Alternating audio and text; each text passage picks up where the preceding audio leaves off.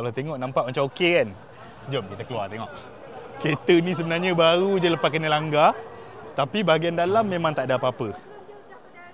Tapi kalau tengok depan ni, memang barai ya.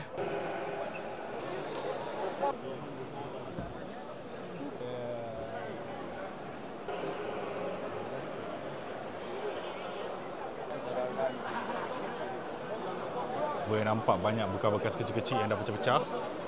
Bahagian ni pun hancur. So bila dia accident, dia punya pintu ni akan terkeluar tau. So easy, you can open the door.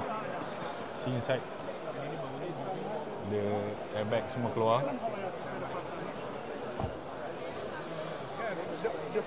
Semen okey, pillar pun okey. Alright.